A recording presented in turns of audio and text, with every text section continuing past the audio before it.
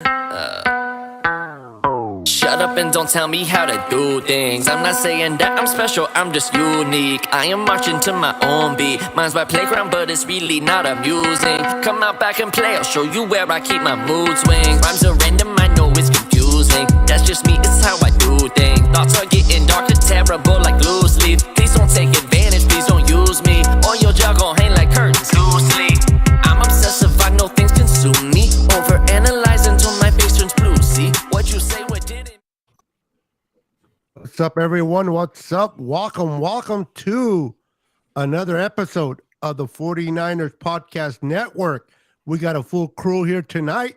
That intro, I had to put it together at the last minute. Probably sounds very familiar to Mr. Pete. Yeah. The video, not the sound.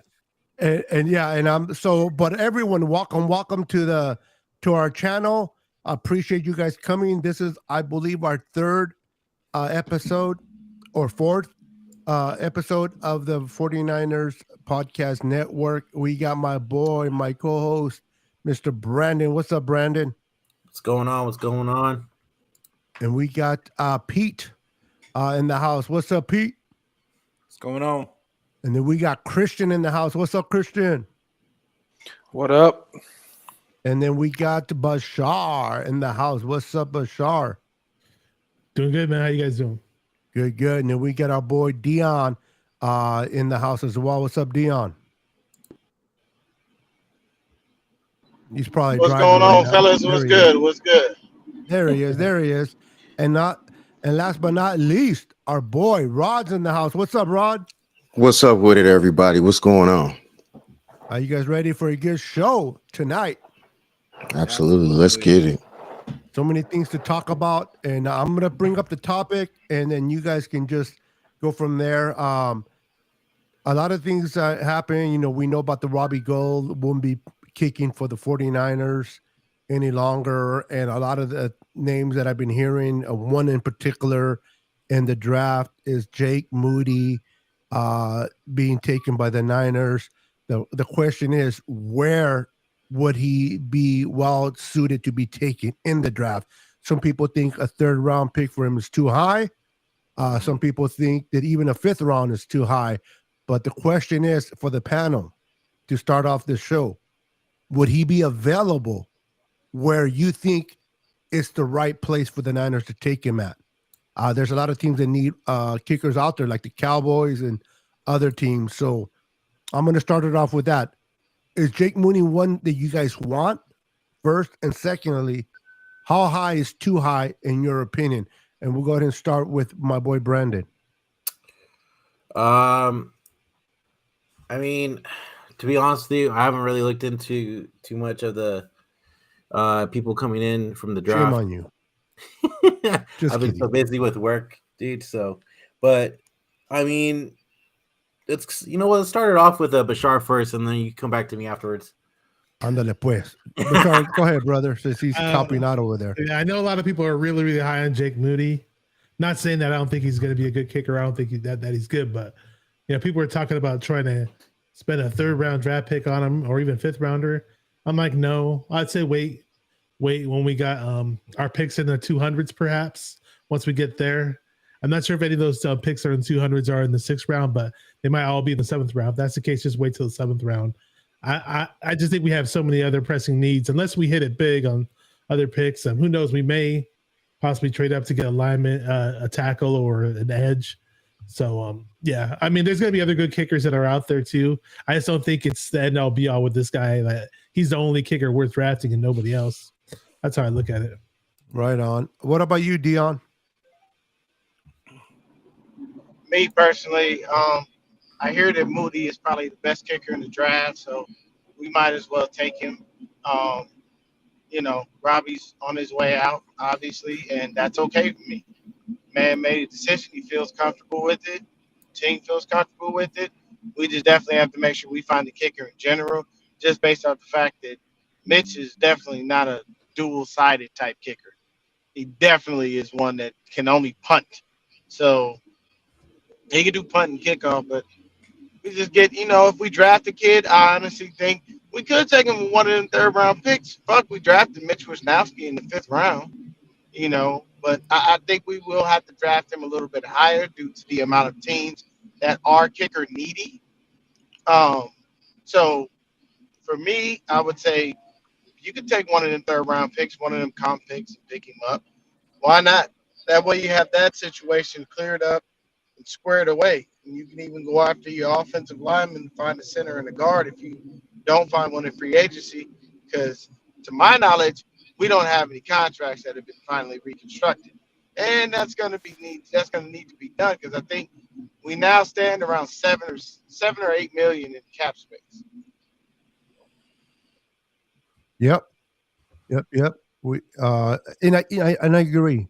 It's a lot of people might not want to take him up high, but I don't know if he'll be available in the 5th or 6th, where we think is ideal for him to be taken because we want to use our picks for other players. But I'm going to ask Pete, and then I'll go to Christian, and then we'll finish it with Rod.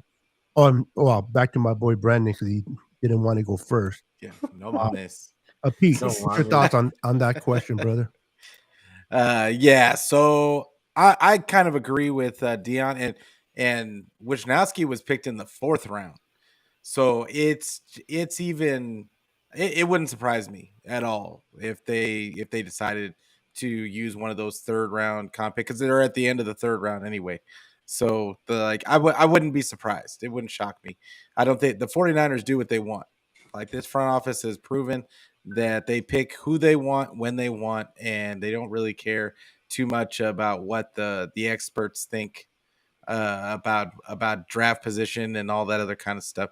I wouldn't be surprised if this year they moved around a little bit in the draft and use some of the comp picks from next year that they're going to have next year and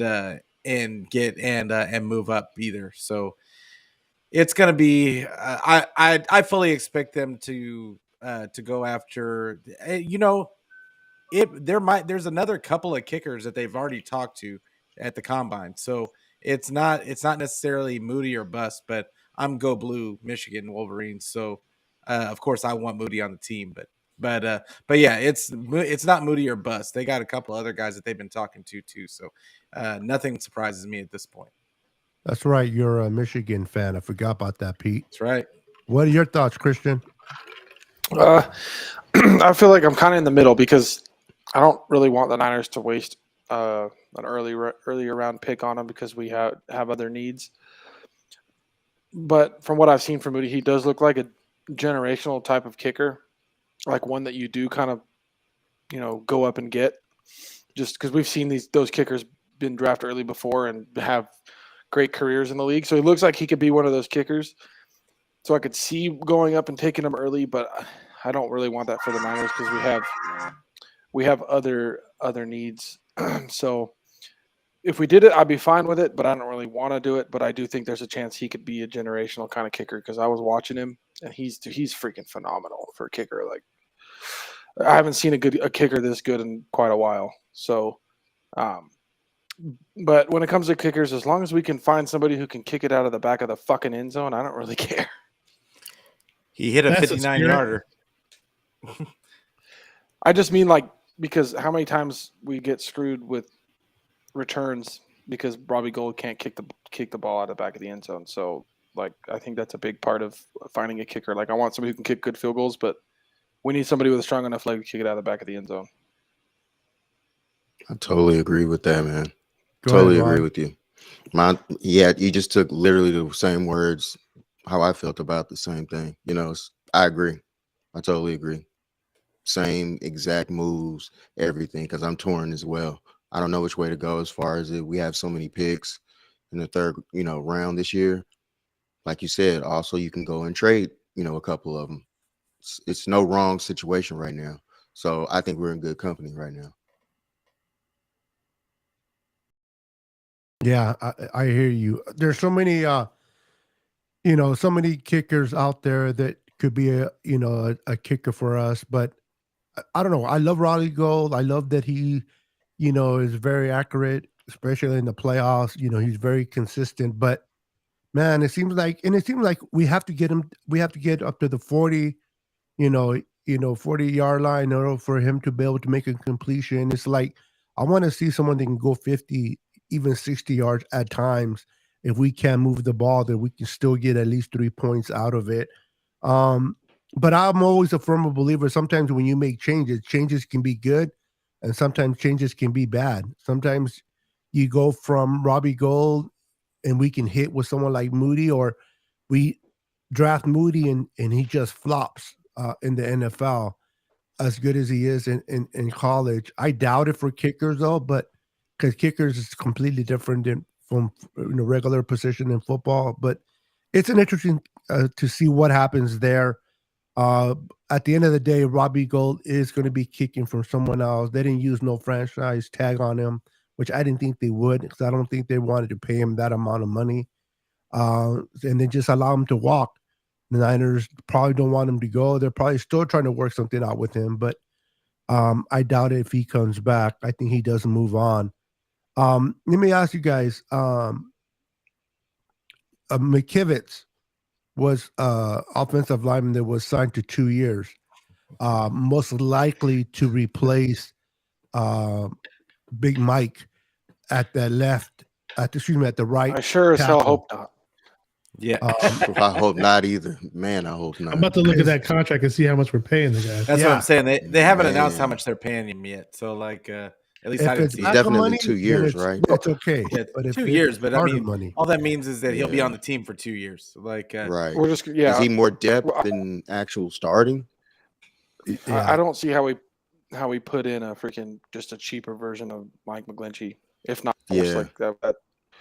Like if they just want to keep our quarterbacks keep getting hurt, then put in McKivitz. If not, find somebody who can fucking block. They need to make it That's a priority. You can't just have a Trent Williams and be like, okay, well, yeah, we got this mountain of a man who's an amazing tackle, Trent Williams, and let's have shit on the right side. No, Right. why not try to make the right side just as good as the left? I don't understand that philosophy. Okay, let me ask you guys this: who do you guys want the Niners to pick their first pick? Was it the third round? Correct. Yeah, 99. Would you like them to go defense, or would you like them to try to get a right tackle per se? Defense. A right tackle, Just best because- available. I mean, yeah, if a right But tackle is the available, best of- that's the need. I mean, it's 3 Yeah. picks The in a problem row. is there's so not. whoever's- Yeah. But we don't know what's going to happen in have- free agency yet. We So- have to Right, reach. we don't. So it seems like just doing the mocks at least. We'd have to reach for a right tackle at our first Exactly. pick, where most likely corner, safety, maybe defensive end or interior defensive line is going to be the pick, because there's a lot in this draft and the quality's high, but there's not that high of a quality in the third round with the offensive lineman. According to If you PFF, get right? into, like, Their the- draft site. Yeah, like if you go to like noticed it- I fourth and noticed it on fifth there. round, maybe, but I But the noticed it there. thing is, sometimes you can find a gem with these offensive guys. keep in mind you, that you they're can reach on them. Keep in mind with Go the ahead. third round pick, we do have the 99, the 101, and the 102.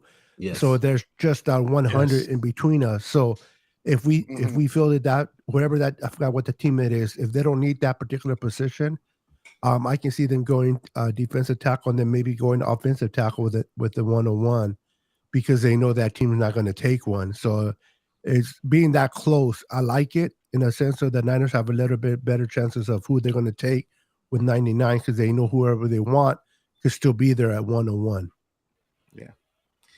I would say that there's a couple of things, right? So we won't know anything until free agency hits. Like when free agency hits and they pick up like Correct. at least their main guy or whatever the case is, then we'll have a better idea of what their strategy could be.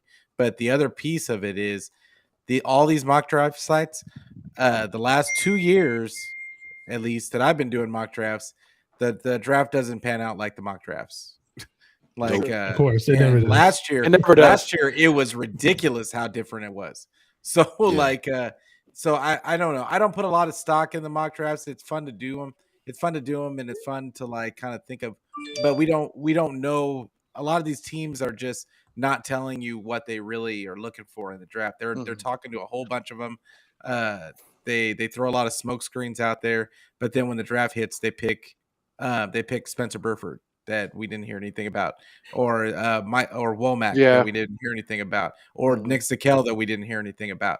And so we just got to think about it as it's all these positions, the draft position. It's all tentative because like a guy like Tyler Steen could fall like all the way down to us. And because right now he's just above where we're picking, but he could definitely fall, like just depending on what the teams are prioritizing. So, and I do think we're just going to take best available guys and a mix of guys that, you never heard of. Like, I know for the third round, one of the guys I really like, which is technically not need, but the tight end out of Michigan.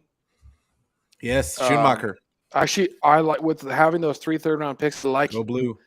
It with one of those third-round picks because, in my opinion, it's not one of our needs, but we need a second tight end, one that we can legitimately trust, which we don't have. We have Kittle, and that's it. And I'd like the way we run a lot of 2 tight end formations at times. I'd like a pretty tight end to back up Kittle, and I'd like that tight end out of Michigan. Yep. I even heard that me personally, the tight end Ngakoue was out there as well. So that's another possibility also. Ngakoue. From the Browns. Zadarius Smith. Yeah. I mean, there's a few guys we can Ngakoue, isn't he on the Colts? I think he's from the Colts, right? Ngakoue? I think so. Yeah, and then, especially this last year. Yeah. I honestly feel like I think basically what's going to happen is they're going to probably draft another defensive tackle. Damn near every year with our first pick outside of Trey Lance, it's always been the fucking defensive line, consistently. You know what I'm saying? So it drives me absolutely insane. But I'm telling you, and it doesn't make sense because it's like, okay, you got Trey Lance coming in due to the fact that Brock surgery is going to keep him out for a while. You typically would want to make sure that the O-line is solid and, get a center, get a right tackle, get those dudes working together in camp and not do this fucking dumb shit of shuffling all of your goddamn offensive linemen all throughout camp, and not letting them build continuity properly. So, though they should probably go after the offensive line first because it's harder to find those guys, they most likely will draft the defensive tackle, and then probably those next 2 picks in the third round are going to be some unexpected shit. But that's just how Kyle and John move. See, I think the whole keep drafting D linemen early is 100% the John Lynch effect because I still firmly believe that he's trying to recreate that dominant defensive line that he played with in Tampa Bay, because their defense was one of the defenses ever that year they won the Super Bowl, and they had one of the best defensive lines ever with Warren Sapp leading the way, and it always feels like John Lynch is trying to recreate that kind of defensive line to anchor the defense, and so that's why we're always drafting defensive linemen early in the draft. I could be wrong, but it just feels like that's what he's trying to do. Which wouldn't be a bad thing.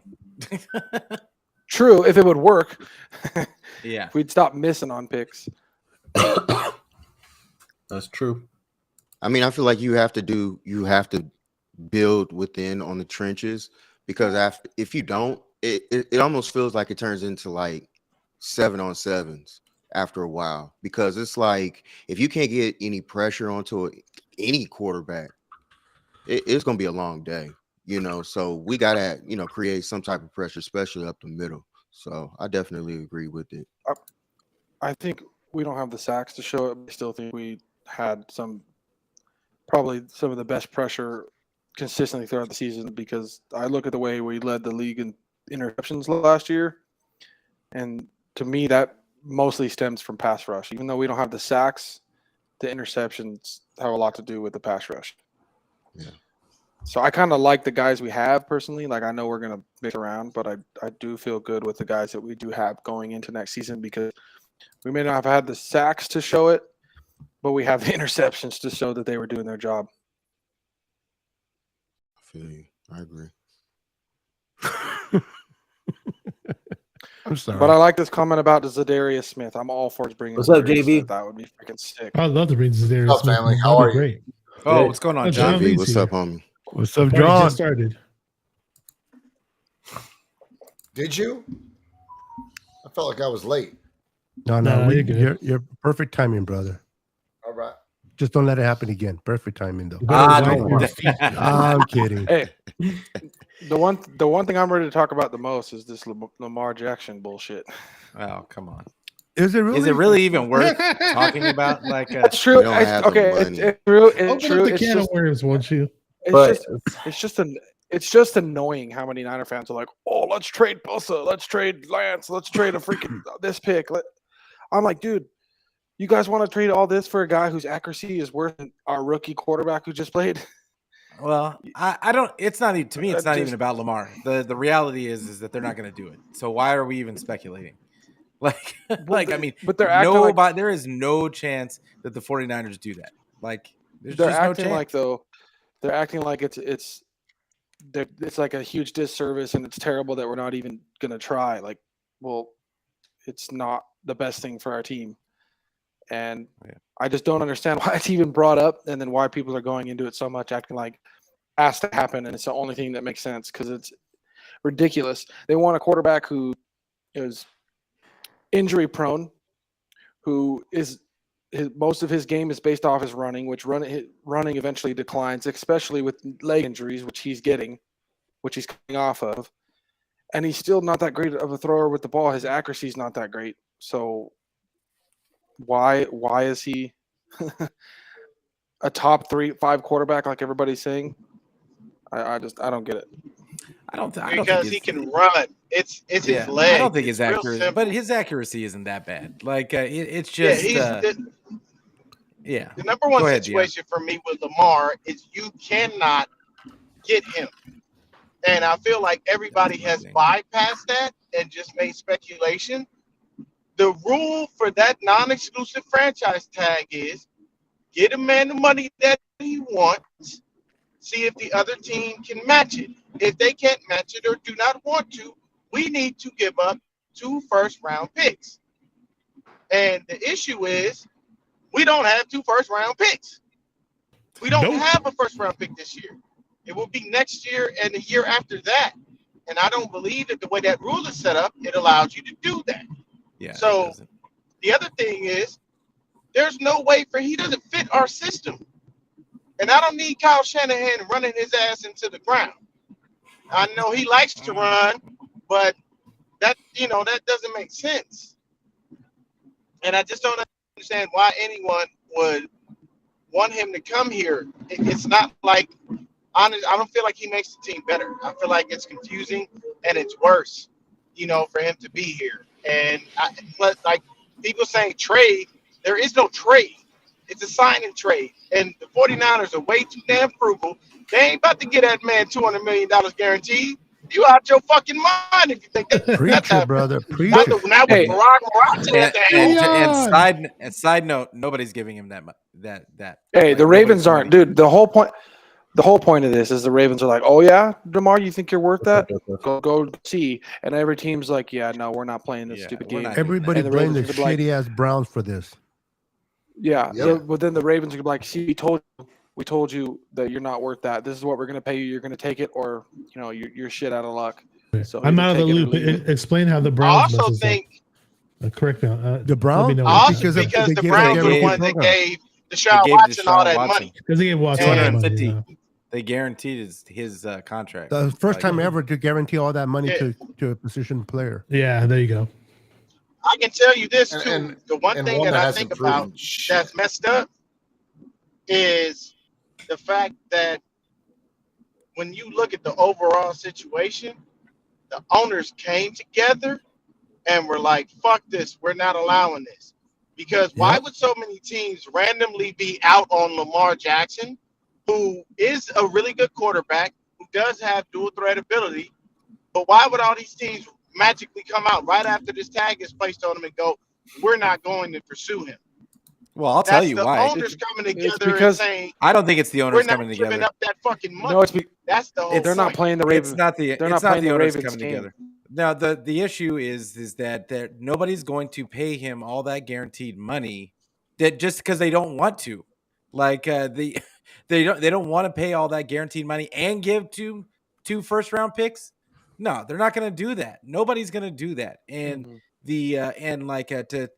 I don't understand why people are saying collusion, because this is the thing. Fans want what they want, right? I tweeted this out earlier today. Fans want what they want, but it's not their money. It's the owner's money, and no owner is going to want to give all that guaranteed cash to to anybody, to be honest. Not in football. This isn't the NBA. Like the odds of people getting hurt in the NFL are a lot higher and they have way more people to pay. So it is what it is. You play football, you're not going to get that level of guaranteed money. It's just the way it goes. I have to disagree with you on the fact that it's not collusion, because owners talk. You think that, put it like this, you think any of the owners actually like Daniel Snyder?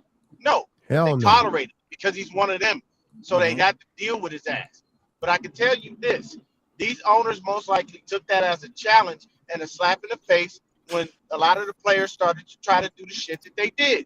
They want their guaranteed money. They would like it to be higher. They are basically saying, hey, I'm not playing if you're not paying. Like, all those things come into play. These owners are businessmen, and they're very shrewd businessmen. So why would they not come together and say, hey, man, we're going to have to band together and show these motherfuckers we ain't playing and we about business.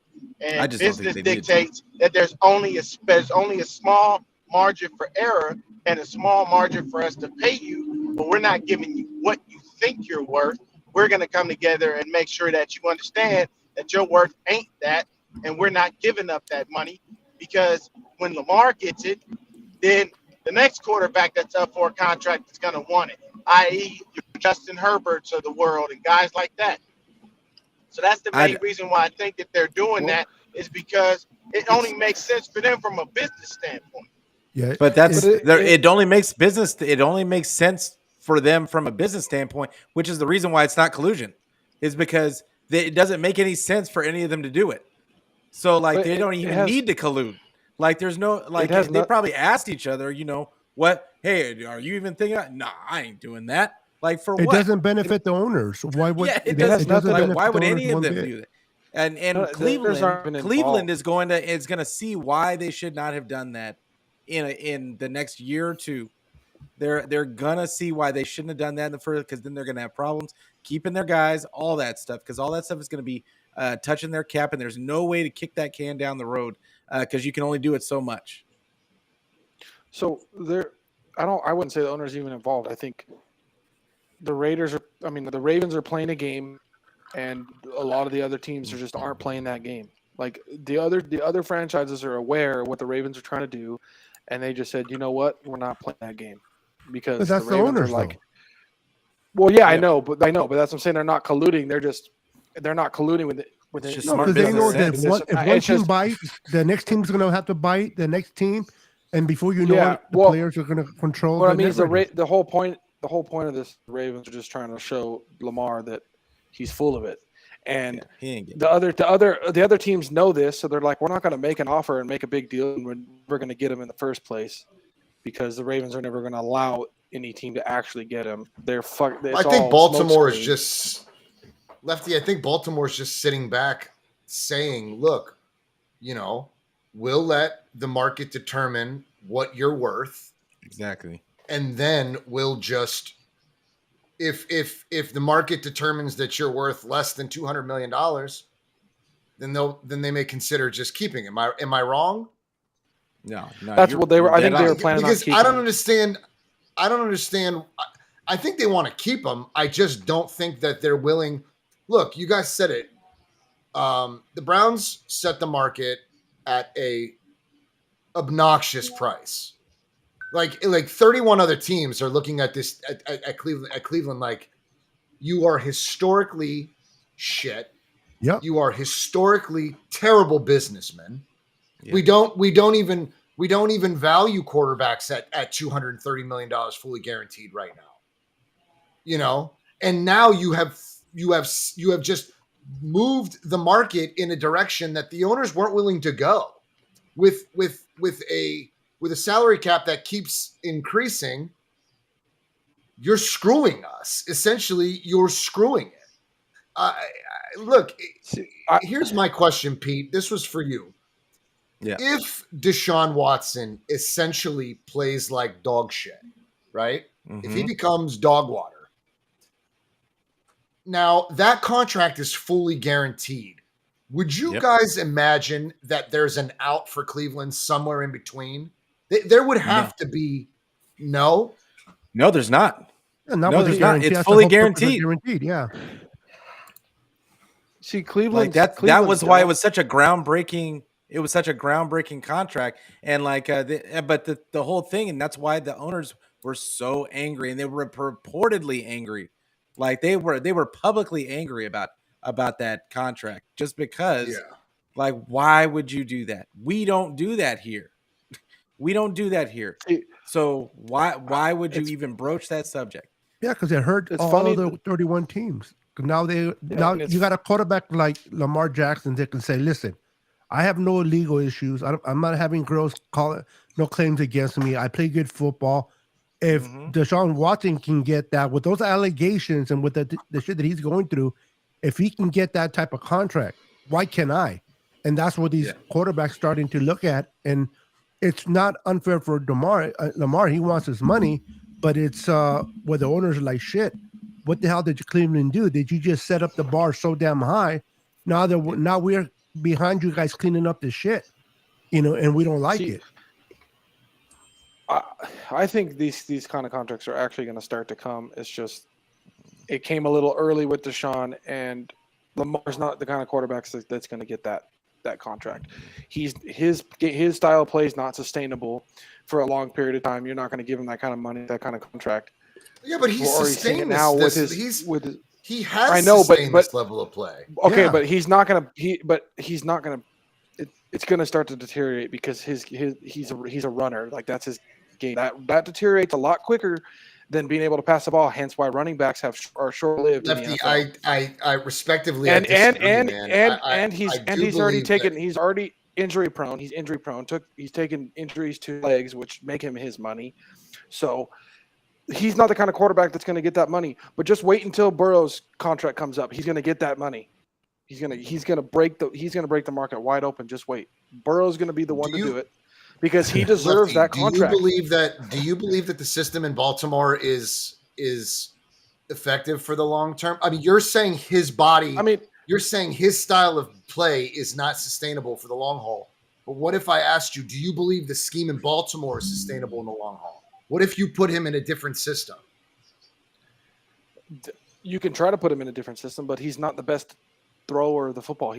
That's still his biggest weakness. Is that on him though, or is that because they're utilizing? That's him. He's not that accurate. I've seen him rip it. I've seen him throw. Oh, yeah, he's got crazy arm strength. He's got some crazy arm strength. I'm not taking away from that, but his accuracy is. I've seen him throw some dimes, bro. His biggest weakness, but he's not consistently accurate. There's so many times he throws.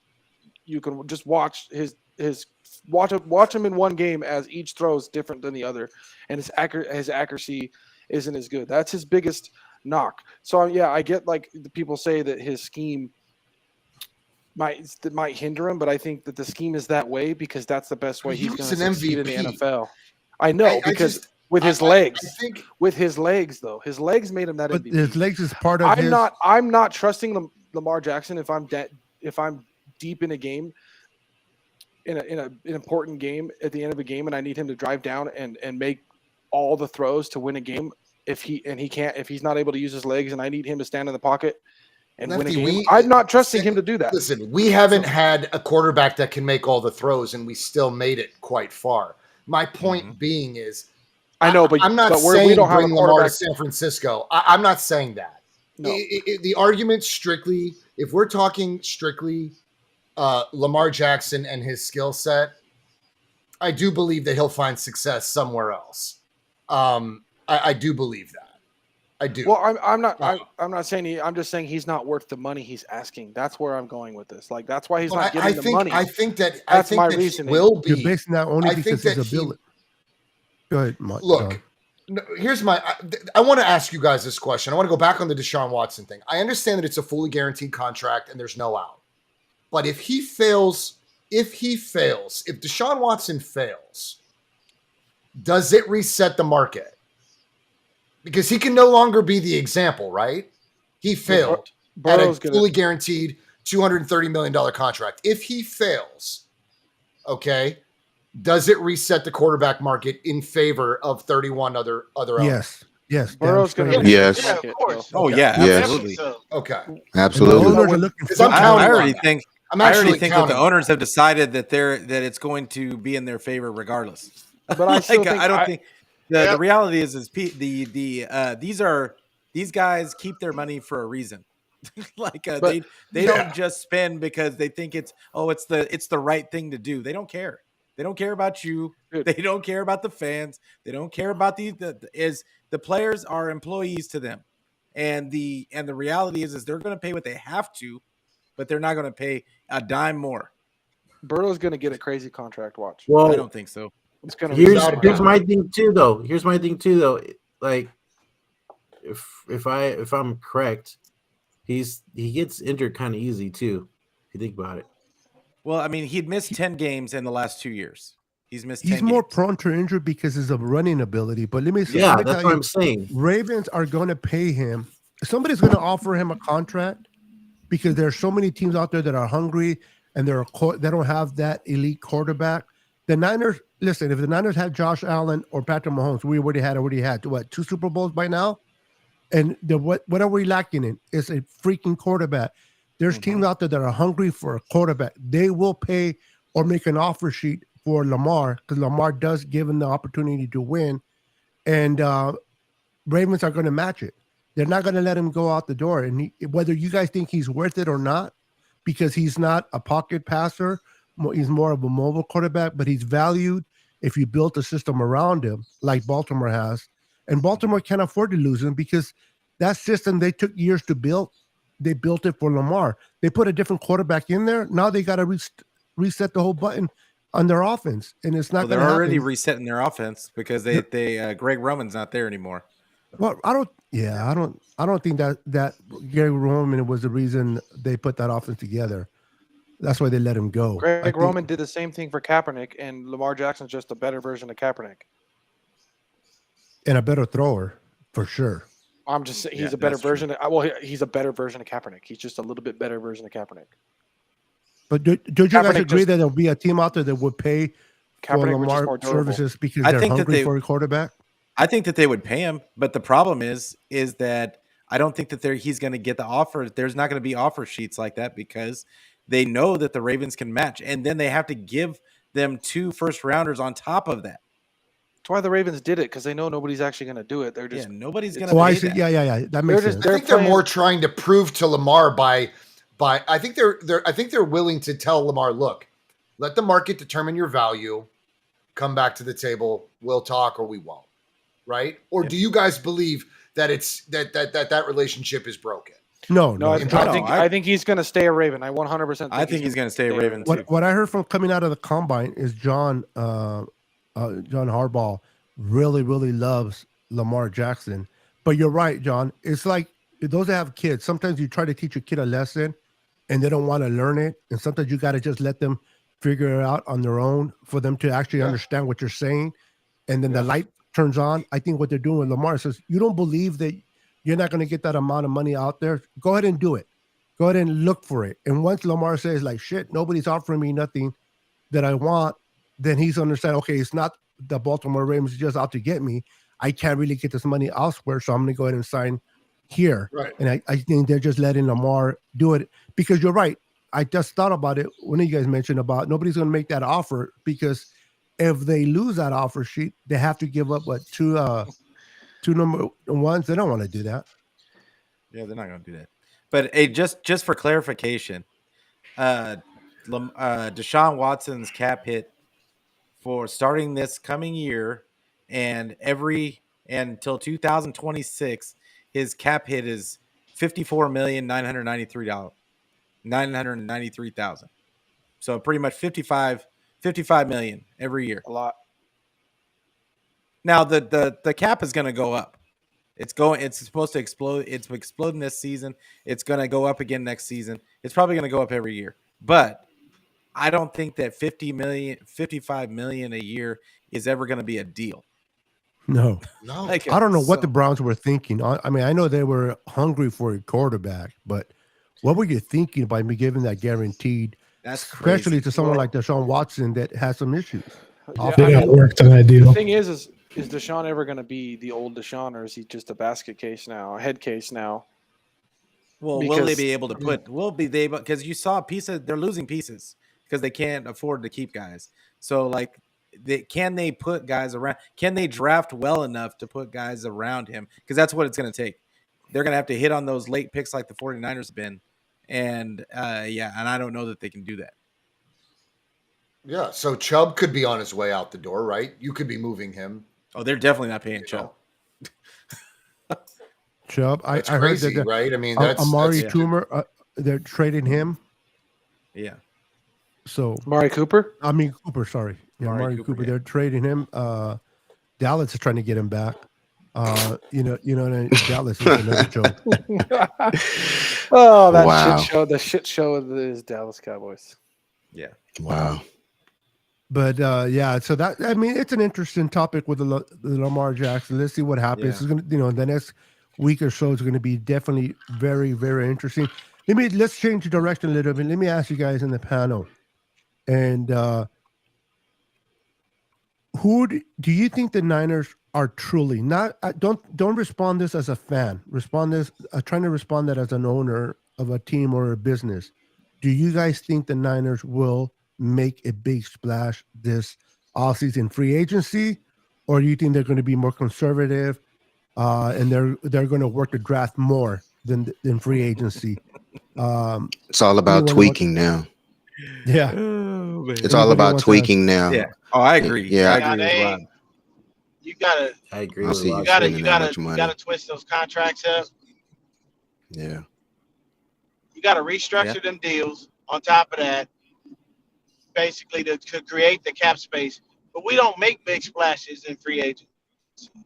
That's a very time key we made note. the Yes. big splash in agency was D Ford and Quan Alexander. And how does those work out? I mean, it's nice that we signed Mooney, And that one worked out. but Mooney. That was because we were losers. Did anybody know who Mooney was? No.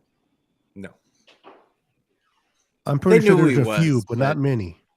But not they didn't consider him he wasn't the top choice. He wasn't the top free agent. Like it was supposed to be JC Jackson. Which didn't work out. Although he well played better for the Chargers. than him. Yeah. So that worked out for us. I'll tell you what, Dion, I didn't know until Scott, our buddy Scott from over at the KC pod. Once he had a reaction, I'm like, damn, I didn't know who Charvarius Ward was, but his reaction was, you guys got a stud. And I'm like, great. Mm-hmm. I can't wait, because I really didn't pay attention to him much. Same I really here. didn't. Yeah, I mean, a lot of people didn't pay attention to him. I never knew who he was until we signed him. But I can. He wasn't a splash player. Like, the 49ers don't get those dudes. They don't go get the JC Jacksons and the top name free agents. They never have. It's just not their thing. Like, to be honest, how can we? We're paying guys at the top of their position right now. We really are no position. No, I'm not saying that we can. I'm just saying they just don't. It's not. Since John and Kyle have been here, it's not their thing. They never make big splashes in free agency. Where they make their money is in the draft in the later rounds. And developing. Because I like our that. first round picks have not panned out very well. No. Lance unfortunately hasn't even been able to get on the field and stay on the field. Kinlaw is just a complete bust. I'm sorry, I'm calling that. I have no faith that he can stay healthy and stay on the goddamn field. And I mean, The only one that's planning out is a Uke so far. and Bosa. Ayuk and Bosa. You know, Oh, but yeah. and okay, Bosa's balling, but I mean, look at his last name. Look at his family. Like we expected that shit. So I mean, you got. I'll say 1.5 because Armstead ain't balling to a point where I can count him as a whole person. Don't be hating on my And guy. Ayuk is Sacks just on him, improving. so- Ayuk is doing nothing but improving. Yeah, now Armstead's you been can just pretty Each slowly. year, he He's just needs to hit the gradually, ball more. he's gradually on the upward swing. But that's what it is. Is the I guess is you they could say choose. they've had three hits and 3 misses. But that's what it is, though. Is that it's the culture is that they pay their guys. They pay their guys. They don't go. They don't want to bring in people from the outside like the big names and all. They don't need to. They draft their guys. They coach them up, and then they pay the guys that they got in the building. Like Because they're familiar with him. They know what they do good and what they don't. When you take a chance on someone, now look at they brought on D Ford because his production in Kansas City. But and I understand it was injury, wasn't because he wasn't good, but sometimes you can miss and on these high price. Look at the Rams. They always bring in high free agents and and they planned out from one title. And I always tell Ram fans this: how much is that title going to cost you guys in the long run? Yeah, you got your title and good for you guys. Pat yourself in the back if you want. But now your whole team is falling apart and we're starting to see it already. Now they're trying to trade Stafford too. Yeah. And the Rams fans are, they're in denial. Oh no, we're just a couple of key players away. Now when you're losing half of them because you can't afford to pay them. So I hope that one ring was worth it. Now let me ask you guys this, and we'll get back to our previous question. Do you think it's worth it to give all that up for one title and then suck for a couple of years? Or do you think you want to be always consistent, not make it there yet, but be consistent every year? Give me a title and I'm happy for one. fucking 10 Yeah, years. give me a title. I stay in Give me a Atlanta title. right now, Ah, and they have shit, no I'll take title. it. And trust me, it's So a title and then terrible, suck for the it's next a 10 terrible years. situation when you can't brag about your city ever winning. Trust me. And I laugh at Falcon fans here every day just because I'm here and I'm like, you guys have never won. So, to see the collapses that have happened to them here in Atlanta, absolutely. So I know how that feels, and I know how it looks to them. I'm So greedy. I one, want it all. I'm cool with it. Hold on. I want it all. I want sustained success, See, and I want a all Super Bowl. 5 Super Bowls. So I want But both. I can understand the Falcons' pain because Kyle did to them the same he did to us in the Super Bowl. So I get it. He fucking dropped the ball at the end of the game. Wasn't it more than Me Falcons personally, defense? I would love this. I would love a Super Bowl. And the reason is that I mean, shit. I don't give a fuck about the consistency. You can be consistent and remain competitive. That don't mean shit. At the end of the day, your job as an organization is to go out and win a fucking Super Bowl. From the worst team to the best team in the league. Your job every year, your plan, like when you play Madden, they tell you to set an expectation for the year. It's to win the Super Bowl. That will never change. That's the whole point of your organization's existence. To be the best, to be on top. So I'll take the fucking Super Bowl ring and maybe I might suck for another year or two. But hey, I'm going to agree up, try to figure it out, and make it happen again. But the Rams are basically winding up broke, and they got to get rid of everybody and their mama. Why? Because they overspent. If you do it in a way that doesn't hinder you financially, you might be able to pull it off and sustain that for at least maybe 2 years tops. But it's a situation where they handicapped themselves with the amount of money they were giving people. So that's the reason why they wound up looking stupid this year, even though, most of the Rams fans think that, they get to talk shit because they won their funky little title. It's like, that's cute, but you motherfuckers ain't won shit. You had the worst start.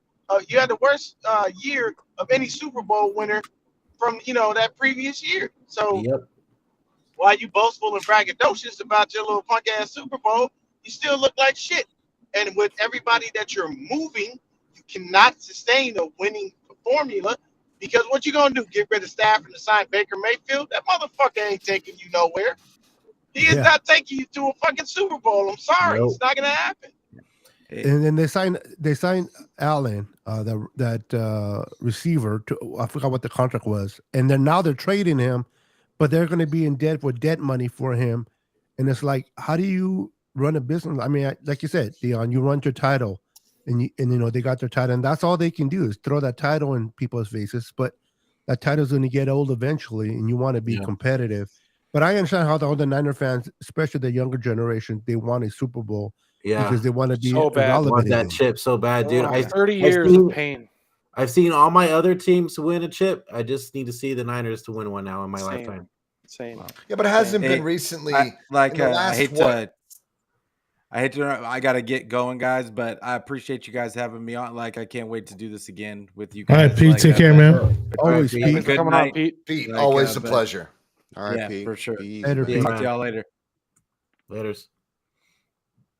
I agree with Pete, though. I think I'd prefer sustained success, right? Look at the Kansas City Chiefs. They've done it. They've been to 3, 1, 2 in the last 4 years, right? Yep. Okay. Yep. And the influence from players doesn't mean a damn thing, because they got Clark who looks at Andy Reid like a father figure, right? Like, but Andy Reid's just cutting loose, bro. Like, it's kind of like the Belichick situation, right? Like, we don't just keep you around because we love you and you're a fan favorite. We can either afford you or we can't. We win a championship, we cut off a few limbs, and we keep chucking forward, right? And Kansas City won a Super Bowl with what? Average receivers at best. Yep. I mean, it's just, I'd rather have sustained success. I'd rather win one, cut a few guys loose, reload. To be fair, replenish to the draft and then get back to be a fair, few years. we should have.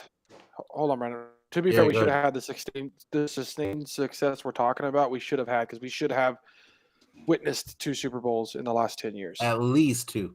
Yeah. We have we did witness 2 Super Bowl wins. We saw 2012. 2 wins, 2 Super Bowl wins. Right. We should have won both games. So we should have won both games, and just dumbass play calling, whatever, freaking bad decisions cost us those games. And it is what it is. We have the key pieces. This all falls back on the QB position. This year completely is the QB position. So that's why even with Jimmy Garoppolo in 2019, and freaking, what was it, 2021, same thing again with Jimmy G. Stupid play, right? Missed the freaking Super Bowl. And then this year it was injuries for our quarterback position. We've never seen that happen. We're just an elite quarterback away from. Yeah, seriously, we're an elite quarterback away from sustained success. Like, if we would have. Oh yeah. It's just look at Andy Reid, John. We don't even need elite. We just need top 10. We don't need elite. I honestly felt comfortable rolling with Purdy from this time on until he got the injury to his elbow, which I worry if he's going to be the same person. In Kyle's system, you don't need an elite quarterback, but you need a consistent one that can stay. That's why I like Purdy, and I think he would have been a perfect fit. Plus that elbow injury, people are like, is he going to be injury prone? That's how stupid some people are. Like, no, it doesn't happen all the time. It was just a rare injury that he got, man. It's just, can he come back from it and be himself again? Yeah. You know what I would call Purdy? I would call Purdy, his comparison, he's Kirk Cousins, but who can win in big games. That's the difference. He's Kirk Cousins doesn't have the same mobility, though. He's Kirk Cousins, but Purdy has that dog in him that can win big games that matter. Do you guys think Andy Reid is a good coach? He's one of the best coaches ever. He's absolutely one of my favorite ever. Now, prior to Patrick Mahomes, fantastic. Yeah, prior to Patrick Mahomes, he was that Kyle Shanahan. He had Alex Smith. He was getting to the championships. He got to a Super Bowl, but lost. He just couldn't get over the hump like Kyle is right now. Yeah, he couldn't get over the hump. No, but once Patrick Mahomes came in and did his thing, boom.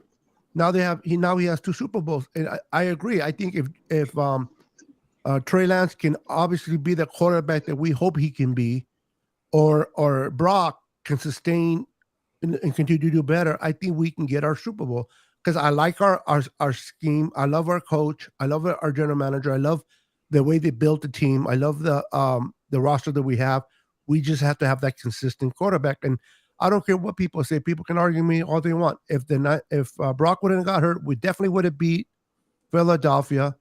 And I think we had a very good chance against Kansas City because we played them before. And I think Brock would have could have kept up with Patrick Mahomes. Just my opinion, because of our defense. I think we would have won the Super Bowl if Brock stayed healthy. I'm fully behind Brock. I'm cool rolling with Lance, but I think Brock fits Kyle's. So no more Baker Mayfield for you? Well, I was on Baker Mayfield because I still think he could have won. He could have won the Super Bowl. We could have won the Super Bowl with him. Like, but you think Mayfield would have been able to beat Mahomes though? Yeah, in our offense, he would have been perfect in our offense. See, that's the key thing that Christian is saying. In our offense, I don't know individually. In our offense, I think he would have. Dude, every Sunday, and I know, but he just. I think in our offense, he would have been fine because our offense is not one where you have to throw it to a certain receiver. You find the open guy. Kyle tells you where the open guy is going to be, and I think Baker Mayfield actually excels at that. As soon as he got had what's his name? We got the Rams fan talking. What's his name? The receiver. That guy. I'm having a blank. The Giants receiver. What's his name? Freaking Odell Beckham. As soon as he got Beckham, he started playing worse because Beckham's all about give me the ball. And when Baker started forcing the ball all the time, it really started hurting his game. I just think had he played in our offense, had we had gotten him, whatever, I think we would have had a good chance because I just think he would have fit perfectly good in Kyle's offense. That's just. I'm not saying like sustained if we wanted to keep him every year, but I think where we were at in the season, I think he could have taken that offense with that how good that defense was, and we could have won the Super Bowl. John, a quick question about a lot of quarterbacks. Do you think Brock can take us to the promised land? Man, Beto, I just feel like the body of work that Purdy has put out is we just don't know. Like, we don't know if Purdy could win a shootout versus Jalen Hurts. We don't know that. We don't know that. We know that we had better chances. We know that we had a good chance, but there's still not enough out there that convinces me that Purdy could make every single throw through a 17-week season and sustain that for 17 weeks. He was popular. He won us 8 straight. But I don't know that we would have needed to see it more consecutive, right? Like, we need to see him put together a season. And then if Trey's not the guy and Purdy's the guy, we need to see Brock Purdy, sustain that full season and then put together another season after that, regardless of how that season rolls, right?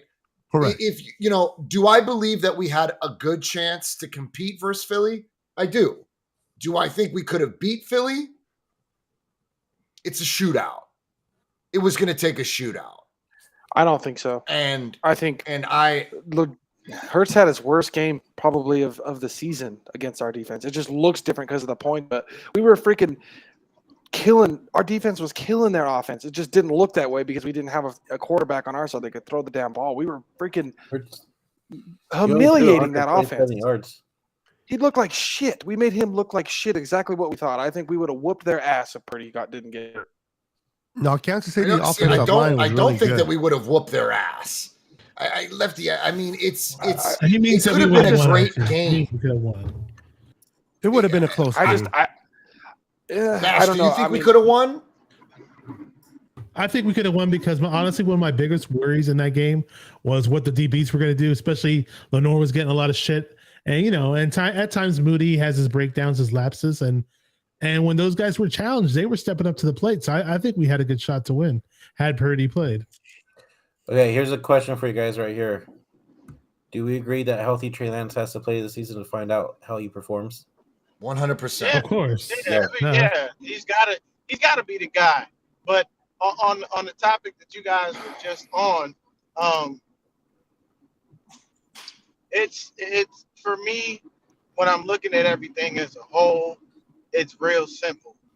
I need to see Brock Purdy versus a better defense. Because when he played against the Cowboys, he didn't look so good. And he wasn't injured then. So I want to see him fight against that adversity and put up the points, win out, and clear everything up. That does take time, over the course of the, games. And in-game reps are what make you better. I think also too with that Cowboy game, I think in the beginning, I'm not mad at that. I think he would have an opportunity. yeah. So, I think for me personally, I think in the beginning of that Cowboy playoff game, I think the nerves finally kicked in for Purdy because he was facing a better defense, and then like in the second half, I feel like he looked better than what he did in the first half. I liked that about him though. That I enjoyed because now I saw a young man overcome those factors, right? That's what I really liked about Purdy. Purdy played calm. Purdy didn't play with happy feet. He didn't look even if he wasn't looking so hot in that game, Dion, and I understand what you're saying because I remember it, but he didn't sell it, right? Mm-hmm. So it just, he looked more poised. He always looked poised. That's what I respect about this kid. Stage was that's what I never love about this. But it was never too big. Purdy's okay. So is that why is Purdy ceiling Drew Brees? Drew Brees arm strength similar, Lefty, I just don't think we have enough. I don't think we have enough to make that's what I'm just saying. Is that distinction? You know what I mean? Because he's similar in stature, he's similar so in size in general, arm strength similar, but the poise is also similar. Like that's why Brees was such a good quarterback for so long because his poise was just he made the quick reads. Most poised quarterback in the NFL for a long time. And if Purdy can, if Purdy can sustain that, is his ceiling Drew Brees. I can tell you this on the subject of us beating the Eagles. Yes, we would have beat the Eagles, and yes, I agree, we would have beat the shit out of them. You know why? Because we had both of our receivers come out on national television or any type of podcast, anything. These receivers were like, we were going to eat those DBs alive. And while you can go ahead and try to shoot it out, still, when we played Jalen Hurts, he did not look great, to Lefty's point. But also, the fact that these receivers felt that game plan was that damn solid, that they were going to rip them up, yes, I felt like from that confidence that they exuded, we would have got off Eagles' ass. No question. Hey, Purdy was winding up for what would have been a touchdown to Ayuk. Yeah, you could open. Yeah, he became open on that particular. That was a touchdown. That's a touchdown to Brandon Ayuk. As soon as he catches that ball, he's taking. That's why the game. Purdy did wait too long. That was a touchdown for sure. Mm-hmm. You're saying he waited too long, B? Huh? Or if the block would actually stay for at least 2 seconds. Yeah, I think if he would have let go 2 seconds before that injury, I think he wouldn't have gotten hurt, and Ayuk scores that touchdown. Well, it's not Purdy's fault that he got hurt because they should have blocked for him. But the one thing Purdy's got to work on is his anticipation of the throw. Well, dude, sometimes they put a tight end on that. He waits. Guy. I know. He just that same tight end before another. Let me finish. Let me finish though. So Purdy's thing that I would like to see him work on is his anticipating throws, because he does sometimes wait too long for the receiver to get open instead of knowing they're going to be and throwing the ball. But that comes with time and practice, and understanding your receivers better, and he needs more playing time to do that. So, but that's one of his biggest weaknesses. Well, so there's a possibility he could have got the ball out sooner, because if he would have thrown the ball sooner, Ayuk would have been there. They should have held the block for longer than they did and given him more time to throw the ball. Oh, I also think too, I feel like the nerves kicked in again in this game as well, because it's a big game, it's a championship game. It was the first. I think you just It was think you just have to get into game rhythm, dude. Exactly. And I just don't think Yeah. that Purdy. But I don't blame him for that entirely. No. Like I don't even know that it was really nerves. Like Shanahan's system is predicated on timing. Am I wrong? Yep. It's predicated on timing. timing. No, it is right? exactly timing. Yes. It's Yes. just the kid didn't get into a rhythm quick enough, but Correct. that injury happened so soon, bro. Mhm. Yep. It's like It's I'm not even mad at the kid for First it. drive of the game. We've executed that block before. It was just Mhm. Hassan Reddick Exactly. Yeah, managed he's just a beast. to rush It was- the passer.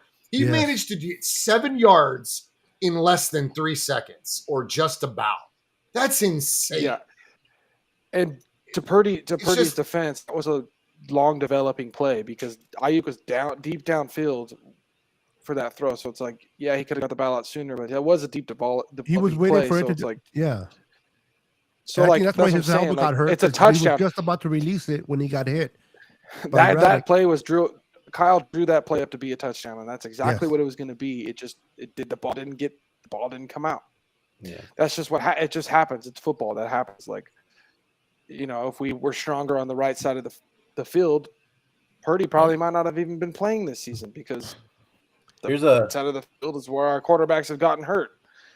So on the Brock Purdy just- situation, if Brock Purdy's getting surgery on Friday and it's going to take about Wow. 6 months, let's say everything goes well, everything he heals up the correct way, there's no setbacks in 6 months, that puts him somewhere like in September, the beginning of September, probably a week after September, for him to come back. Let's say Trey Lance is the starter.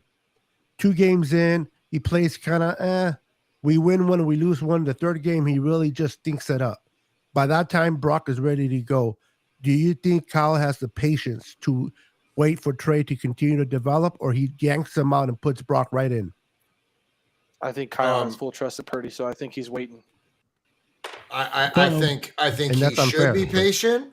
I think Yep. he should be patient, and I think he should let Trey, make it through those bumps and bruises along the way. But this win now window that they feel so pressured in, and Will force the Shanahan's issue. not patient enough. Thank And you, that's the John. problem. Thank you for That's the saying problem. that. Yeah. Thank you.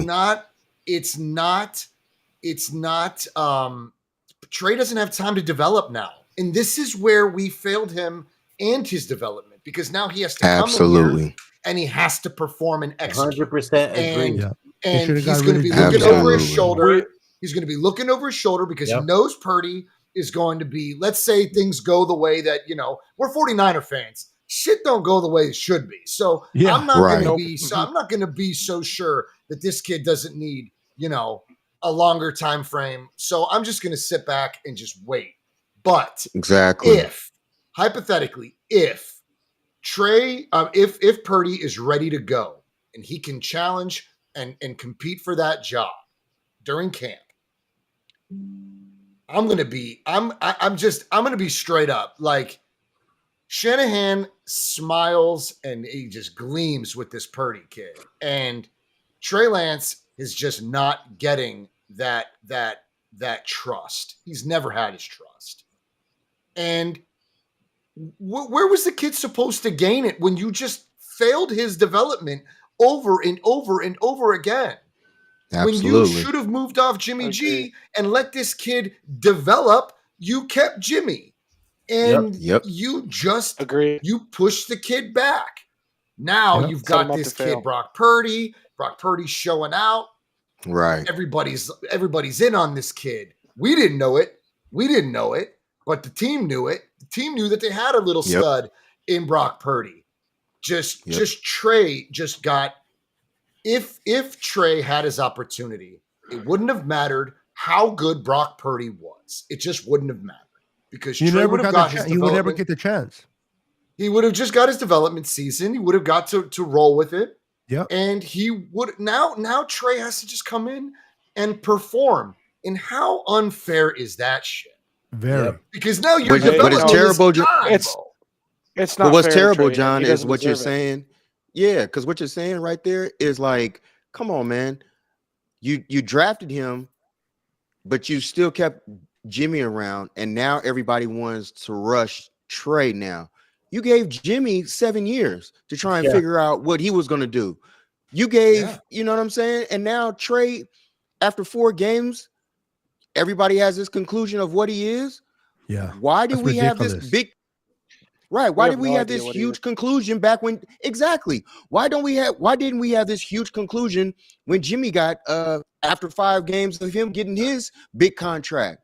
We didn't know what the hell we had back then, but we give him, you know, the blockbuster money deal, and he's the highest paid quarterback back then. But now you guys don't want to hurry. You guys want to rush this process with Trey? It's unfair, Hey, man. dude. That's They just drafted unfair. this kid knowing he was a raw talent. They literally drafted Trey knowing he was a raw talent. And I don't understand what did you take advantage of that raw talent and know that you could push him back? Like I don't know, man. I don't know. In my opinion, honestly, they either overestimated Trey's they over anticipated what Trey could do, and they were stunned by the talent was raw, right? I don't know, man. I don't know. To me, like I'm so disgusted with the way that they've dealt with Trey that like I don't know, man. I don't know how you expect this kid to be what we want him to be. I don't know how they expect him to be who we expect him to be without the reps. It just bothers me. I'm sorry, I didn't mean to laugh out loud, but in the private chat, somebody made a funny statement. But yeah, I hear you. Trey Lance's opportunity was year 1 to develop. Even last year, if he wouldn't have gotten hurt, no blame to Trey, that would have been the year that because they didn't know. They knew somewhat what they had in Brock Purdy, but they didn't know he was going to come in right away and perform the way he did. They thought he would need more development in a year or 2 to get to that point. The fact that he got hurt kind of sucked for Trey because this last year would have been the year that even if he struggled, I don't think they would have put Jimmy in there. I think they would have continued to stick with Trey. Now, a lot of people say, like Ross said with Jimmy, and it's unfair, they gave Jimmy all that time because in reality, who was behind Jimmy that threatened Jimmy? It wasn't Nick Mullins. Nobody. It wasn't C.J. Beathard. So they had no choice but to put up with Jimmy. Now that they got to see a taste of Brock Purdy and what he can do, unfortunately for Trey, now Kyle's like, I know what I have in Brock. If I don't see what I want to see from Trey, I'm putting in Brock, and that's the unfair part for Trey. So Jimmy was in there a longer time because who was going to take his job away? But Trey should have been taking over Jimmy. When Trey was his rookie year, I think Trey they was. said Trey was I tearing think it Trey up was in going to. practice. There's a Trey was They tearing were things up in supposed to, but practice. then injuries. That finger Injuries happened. he hurt. Yeah, but the moment he had that injury healed, Fred Warner was just going on saying, "Oh, Trey's tearing it up in practice against the first team defense with his scout team." And then we finally saw him against the Texans, and they played him like a quarterback. He looked good. Look, Absolutely. so Yeah, but you take listen to that game. Habern and Middlecoff, and they were there, and they said Trey looked like dog shit. Yep. They were aware, though. They were aware. I was listening to Haberman and Middlecoff, and they're telling us Trey didn't look good. Trey didn't look accurate. Trey couldn't make the throws. Watch the video of Butcher Boy and Bonte Hill from 95.7 The Game.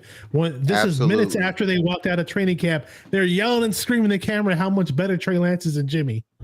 Like I can see that video if you want to see it. Dude, I know what you're saying because I remember listening to beat writers go in every single day, man. I made it a point to listen, and there was a good day and there was a bad day, and there was a good day They and were there up was a and bad down. day. No And this consistency. day, Jimmy Jimmy sounds like played that so he's good. himself. Jimmy. Sounds- Then it was Trey did great. It sounds like a and Jimmy didn't do so well. And then it was Trey didn't do so well. Jimmy was making throws today. And it was just back and forth. And it was So were they always hospital balls? different. And I'm thinking to myself, God damn it, you're all there at the same place. What the hell are you seeing? You can't tell me on day 3 that Jimmy was great, Trey sucked. And the next guy's like, hey, Trey did great. Jimmy sucked. It's like it was so difficult to follow. Do you guys? I mean, am I losing my mind? Do you guys remember that? No. Yeah, I remember that But very well. The difference is though, Trey, obviously he's going to have some bad practices. He's a young quarterback, a rookie with not a lot of playing time in college, so you're going to get that. Dude, they were Which saying that I about think Purdy. it's okay. I think it's a part of that with Lance. But if Jimmy's having those issues, he's a freaking veteran. Obviously, that tells Right. you Jimmy's trash. If he's doing the same thing that the rookie who's hardly played any college football is, why not play the rookie? Like if your veteran's doing the same dumb shit that your freaking rookie is, you might as well play the rookie who's got more upside. Absolutely. You know, They that's kind of should've where just that got is. rid of You would Jimmy expect year one, bro. exactly. They fuck Trey from the get go. They should have traded him. Not just letting year him one. have We the would have team. got some trade value for him too at that point. Absolutely. I know. Every year we go into this every year about, oh, this is the season, and our window is open, for so many years. Dude, I was 14 last time we won the Super Bowl. Like, you know what I'm saying? Like these windows keep opening and closing every year. Like, whatever, man. Just give The the dude a downside to chance. Kyle Shanahan, and Rod, to your point, the downside of Kyle Shanahan, John Lynch, they are known not to play rookies because they believe in sitting for a year, redshirting a player and developing for a year. They did it with Banks. Although I didn't see Thomason being moved for a rookie. Unless it's necessary, he will start you out of necessity, not out of want. He likes to go with his veterans. I don't agree with it. I think Jimmy should have been out the door the minute we decided to draft Trey. And, any Agreed. team that takes a quarterback that high normally starts his rookie and let him get his bumps and bruises early. Imagine where we would be today if he This would guy have in the started chat's retarded, year by the one. way. See what All I I'm know saying? is Like that's come ridiculous. On, man. Like I that think is he just remember started the watching presser? football like 5 years ago. We played the stupid Do you game guys with- remember the presser when we moved up to 3? Do you remember what Shanahan was saying? They No. shit all over Remind Jimmy us. and his health. They shit all over Jimmy and his ability to be available. They answered all the questions. Why did you move up to 3? Everybody wondered, what the hell are you moving up to 3 for? What are you moving up to 3 for? They told you we moved up to 3 because our quarterback was not capable of being healthy. So, and there were times in those pressers where Shanahan alluded that the guy that they move up to get is going to be the guy moving forward.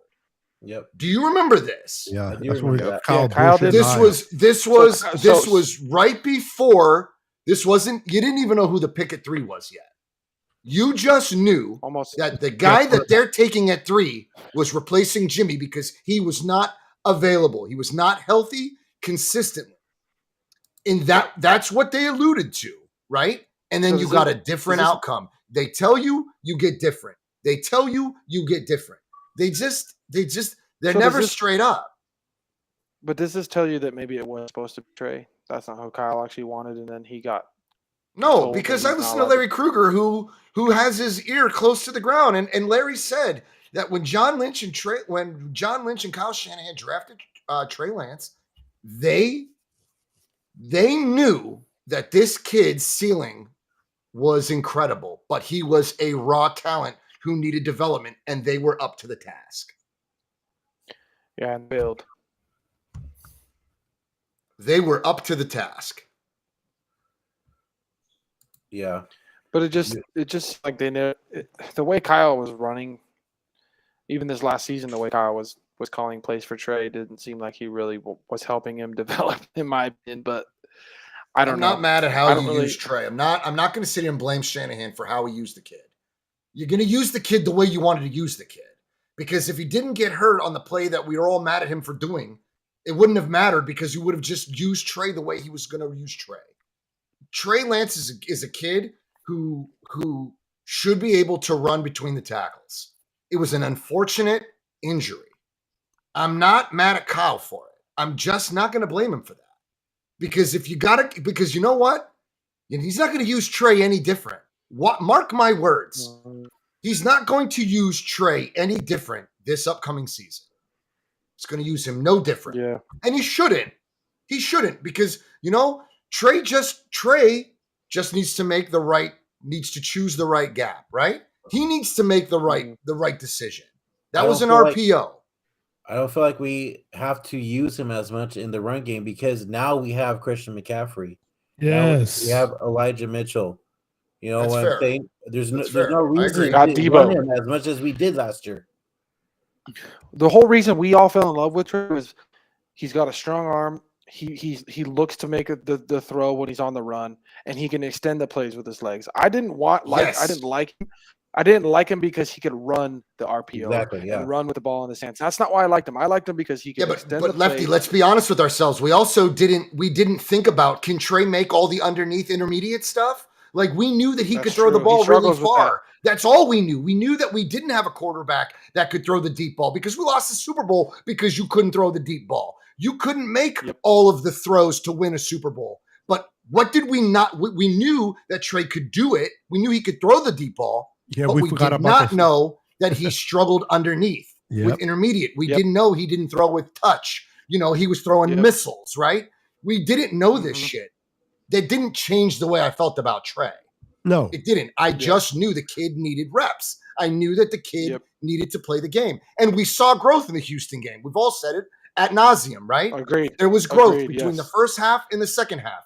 We knew that Trey Lance was a smart, intellectual kid who had a great football IQ, and we knew that he would not make the same mistakes twice. And he proved that to us in the Houston game. He started off rusty, and he corrected everything by the second half. That was growth in one game. And people I forget still stand also. by it. He did. And He people did look good in the forget that was Chicago also. game before the Yeah, people monsoon. forget that he was on that game against the Texans. That's when the league, or that's when the season is on the line at that time as well. They had playoff So for you to implications. put Yeah, that it in, was. exactly. So when you look at that situation, he did, or I say he did look totally different. He unlocked another portion of the playbook. He looked totally different in the second half. So then when you come to this game or this season, first game is in a monsoon. Like, you're not going to open up a playbook in a monsoon. That just doesn't make Thank you. sense, period. Thank you. So Yeah. we already wasn't expected his heavy fault. run regardless. Exactly. Then you think about Seattle game. It was raining at the beginning of the game. Granted, he did throw a couple of passes in that game. He was just getting started. So when the injury comes, people say he was supposed to hand off the ball or he wasn't supposed to hand off the ball. It happens. It's part of the game. I don't. Yep. Hey, It is what it bro. is. You guys- just give you the guys guys know a what- chance. You know what I just realized that we never pointed out? All three of our back injuries this season were all on the first offensive drive of the game. Again, in Seattle, it was the first offensive drive for Trey that he got hurt. Jimmy's was the first offensive drive against Miami. Purdy's was the first offensive drive against the Eagles. Okay, so from here on out, we're going to run the Wildcat with a running back on our Yeah. first offensive drive. On the And first offensive they drive, never hey. eliminate the quarterback injury jinx. Run that fucking motherfucking ball and get past the first drive. Run CMC is a Wildcat QB, and the first. Yeah. Watch our running backs get hurt in the first drive. But Oh my okay, hold on. I see this. I see what Justin not Fields nice. only had nice. that big touchdown because they blew the fucking coverage and let Pettis Thank look like you. the greatest Thank wide receiver in you for NFL saying history. that. We Like, also Justin gave them Fields 90. did What game anything were good. you We He gave wasn't them doing over shit 90 prior to that yards. play. He wasn't doing nothing. Get the Right, fuck out like, of here. what are you watching? Yes. Shit. We gave them over 90, Fields- 90 yards, 98 yards in In one penalties, bro. We In made it penalties. easy. Hey, We dog walked Right, them up Trey the field for Greenlaw, half man. of it. Come on, Yeah, man. we Fields gifted Fields- them that fucking game. Are you kidding? And then Debo Hey. fumbled in the red zone. Like, hey, that pass to Pettis, it was a duck.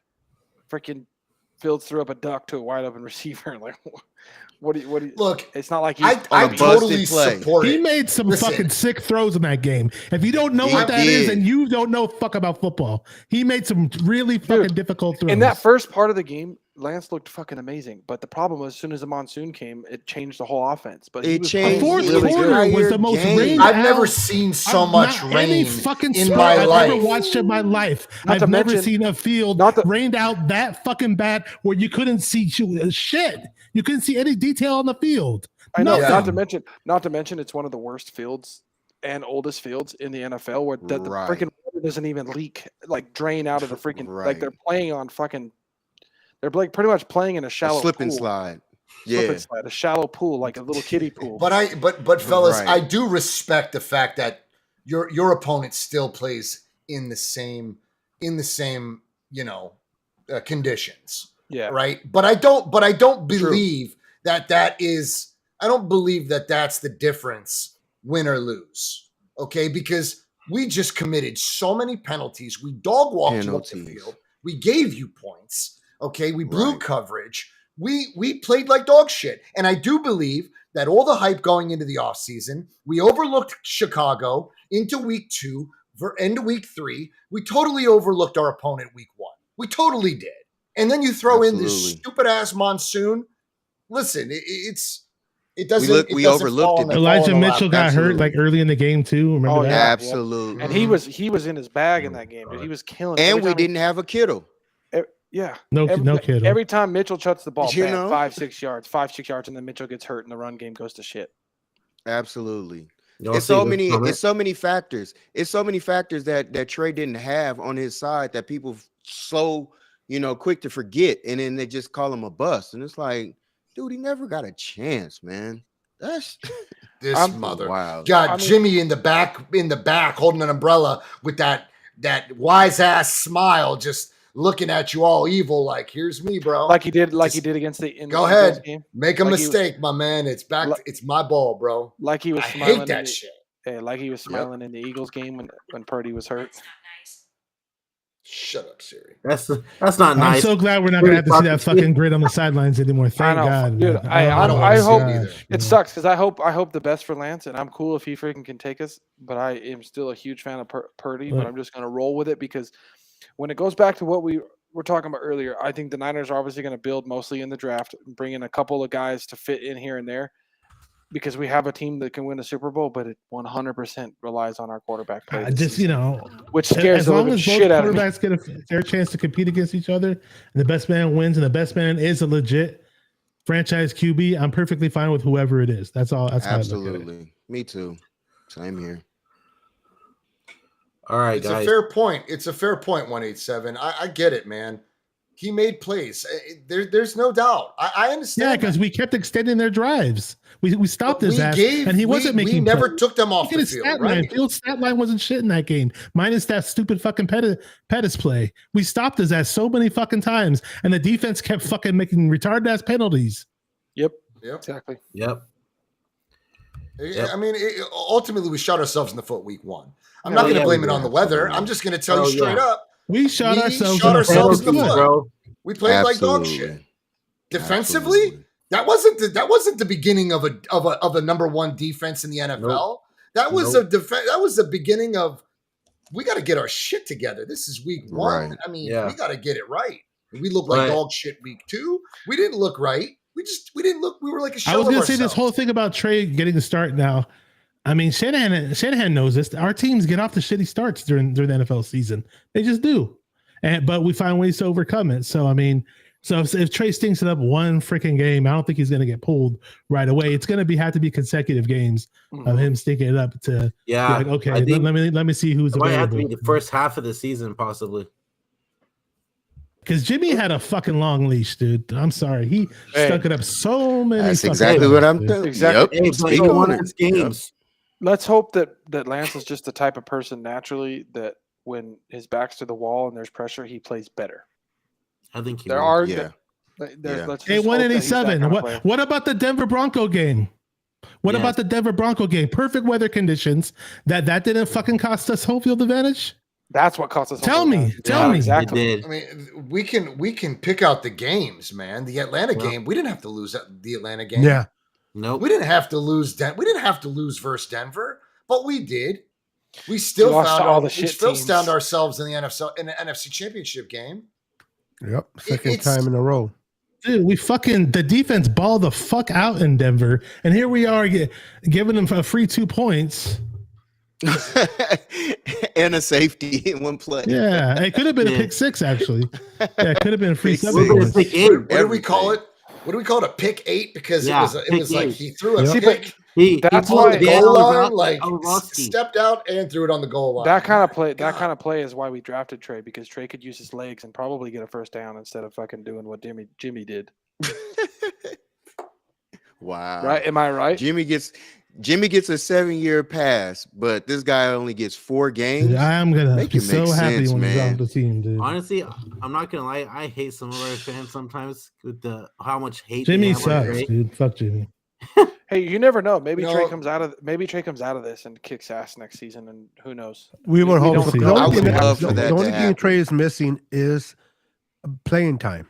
Yeah, he has the that's it. skill set. He has That's the it. body, everything. He just Because needs to have the reps. And to be fair, we don't know what Purdy's going to look like coming off an injury like this. So you're throwing elbow. Absolutely. Yep. No Yep, fucking correct. clue. We don't know what it's going to do to his psyche. We have no clue.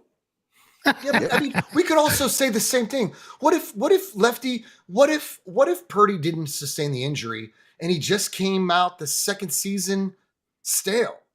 That's true. You know what I'm saying? Like, Yep. what if he You just, never what know. if he just came out stale? Like, you know, the league doesn't take a long time to figure you out, right? So it's just to me it's we're always in unfortunate circumstances when it comes to the quarterback position because We haven't had this good team ones.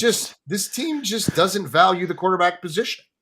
And when haven't we do, we don't develop you. We moved all the way up. We spent capital that honestly, if you were so hard up for Jimmy, you should have never moved up and made the move at 3 because all you did was create a disaster that soon carried 2 seasons. Okay. Mhm.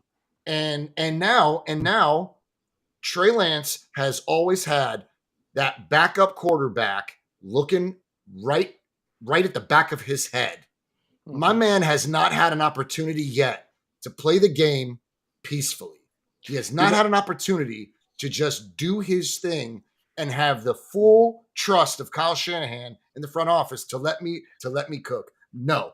The moment that I really- shit the bed, these guys are ready to move on the last pick, the 7th rounder, right? It's such an unfortunate circumstance, man, for Trey. He said he's willing to compete, though. He said he's looking to compete. Hey, so maybe it's a better thing for him to have Maybe a it is. challenge, and Yeah. maybe it's just for his benefit. You maybe know that's what's what sad? Trey needed, should be. is someone that can come from behind and Yeah. take away his job and You not know just what's- give it to him to inspire him. You know what's sad though? Going off like developing a quarterback. Do you know who the last actual legitimate quarterback we developed, like this franchise That- developed? That mess. That's true, Joey. What I'm Joey sorry. said. Say it and go ahead, say it. What everyone thought was the Mo- best scenario for Trey at the draft ended up being the worst. No, but what you were saying, Christian. Oh, Montana is the last legitimate quarterback we developed. Oh, we developed Steve Young. No, because he was already. He wasn't developed when we had him. But he was already in the league. I guess. No. He was in the league, but he said he was so erratic in Tampa We made Bay, him an man. accurate passer. He was just Yeah, a yeah. runner. Oh, okay. Yeah, All right. we Well, that's developed fair. him. That's He fair. Then, became a because like pocket I was passer. going off like we drafted Montana. Yeah, I mean, even though Steve Young played in the USFL and he was successful there, when he went to the Bay, he was just running around all over the place. And okay, he was on a Exactly. shitty team, I get it, but once he got to the Niners, he actually really became a quarterback. I mean, that's Developed. true. He became a pocket quarterback. He That's 'cause developed Bill it. Walsh. Yeah. That's because 'Cause I was what, home- Great one. Mike Holmgren. Holmgren was a Yeah, part of it, you know. Well, Bill Walsh. Yeah, is just- Holmgren. And they developed somewhat Jeff Garcia. And just Montana being there was a part of it. He got to watch the greatest quarterback of all time every day. Yep. Yeah, that's true. And it's like you think about it. After all these years, the last great quarterback we've had was Steve Young. That's how long it's been. Mm-hmm. 20 And Well, plus Garcia he years. had a won a little Super run. Bowl, He was yes. all right. Jeff Garcia was the last. I think Jeff Garcia was the last best I quarterback. think Garcia was the last one too. Garcia actually was a lot better than people give him credit for. Now that he's gone, he actually was balling. He was pretty good. He played with a lot of heart too, and he had a He damn was good arm. balling, but we didn't like that first year. He did we really, just didn't really have well. a defense. The first year he did really, really well. He put up over 4,000 yards. We had a weak defense. And on top of that, Right. well, sure, we had Rice and T.O. I get that, but after Rice left, we didn't really do much.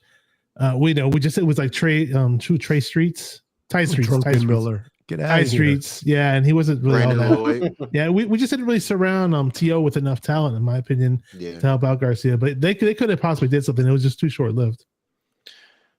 That's crazy just a to think reminder. that- Without a defense, it doesn't matter how good your offense is.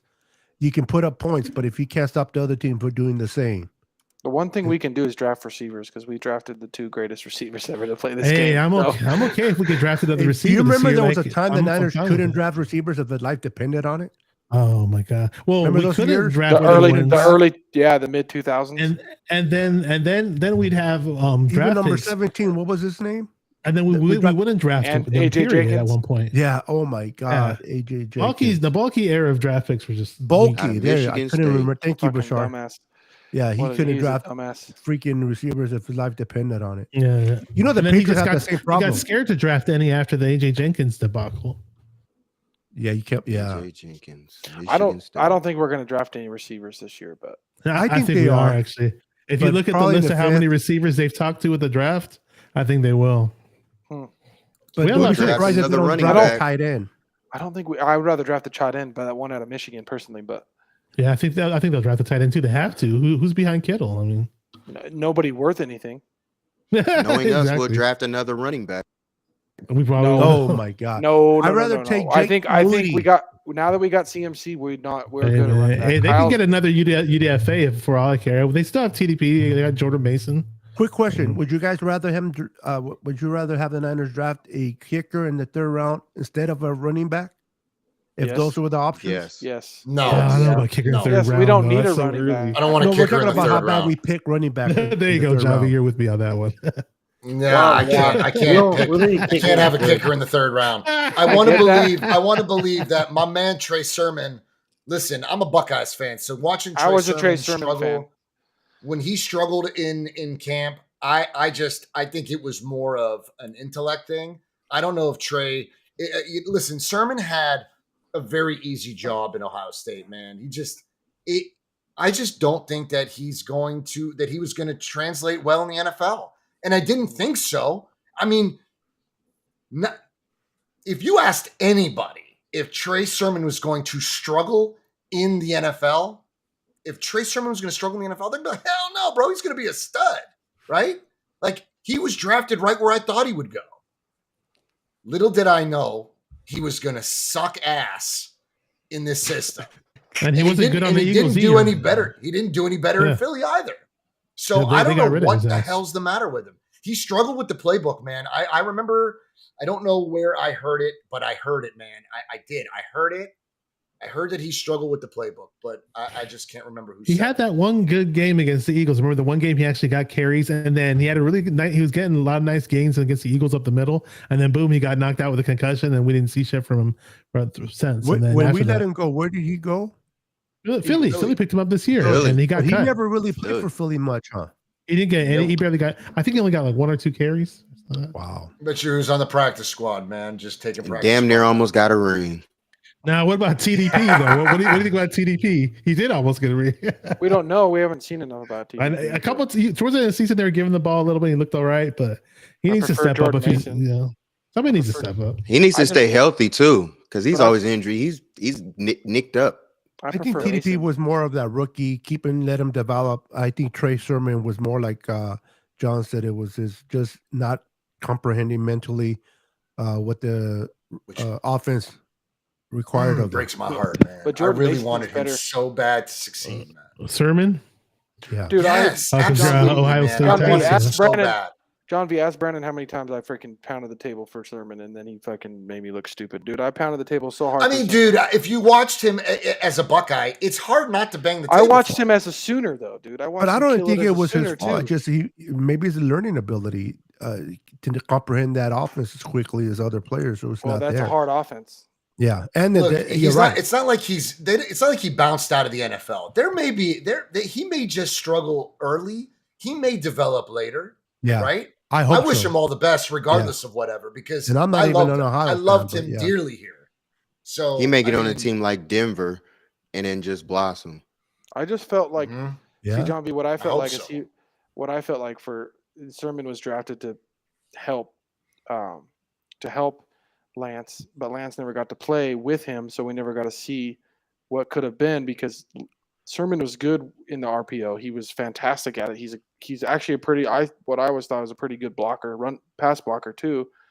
I just thought he never fit into the offense when Jimmy G was the quarterback. Like if he had got to play his rookie season with Lance, I think it would have been completely different. I still believe that. you know what I want to There see? were- I want to Trey see Trey missed- Lance a Trey full Sermon year. missed gaps. He Yep. missed them. Oh, He okay. saw them. Like, dude, Yeah. get in there. What are you doing? He He didn't ran react right up the fast enough. asshole. He was He didn't still react that's fast true. enough. Hey guys, real quick, Trey Lance. Can you imagine him playing the whole year allow him to develop with Brian Greasy at the helm. I think Brian Greasy made Jimmy play even better, did great with Brock, and then now having CMC, I think that'll really help out Trey Lance development, having CMC on the field and having Brian Greasy coaching him up. I really hope they give him the opportunity because, man, he can be that one guy that can win us multiple Super Bowls. We just have to see what happens. Pretty much, it's we're along with the ride. The part that just scares me is we're good enough to win a Super Bowl, but the quarterback. What scares me is we eventually lose Trey Lance to another team, and he goes and becomes a freaking All-Pro for that team and win championships. And we're sitting in with Brock. That's true. That's true. I mean, you never. Brock ends up being. Yeah, that'd be scary. terrible. You never know. Terrible situation. I don't know. I like Brock because of the freaking moxie he plays with and the poise and everything. He's got grit, that attitude, the grit he plays with. So I just I don't know. I feel like he has it because he definitely is a I'd say like he plays like I would say like Breeze, and that would be his ceiling. But his attitude is similar to the young Tom Brady type attitude. Like when Brady came into the league and was already just kind of being that asshole with all that moxie. I'm not comparing him at all. I'm just saying like attitude wise. But it's funny when you bring up Brock as Breeze and people are like, oh wait a minute. But prior to Breeze becoming who he is, Breeze, nobody knew what he was going to be in the beginning. Exactly. So you know what I mean. So even though you're comparing to Breeze and everybody knows what Breeze is today, you're like you can't. But there was a point where nobody knew what Breeze was going to be. Breeze had Sean Payton, just like Purdy would have Greasy and Kyle Shanahan. So it's just, correct. I'm just saying. Breezy that. I don't know. What would you guys consider? Like, what quarterback would you compare to be Lance? I like Breezy. So, like, I would say maybe Lance would be like a Steve McNair type ceiling. That's a good compare. I like maybe a notch underneath Patrick Mahomes. I don't want to say he could be Pat.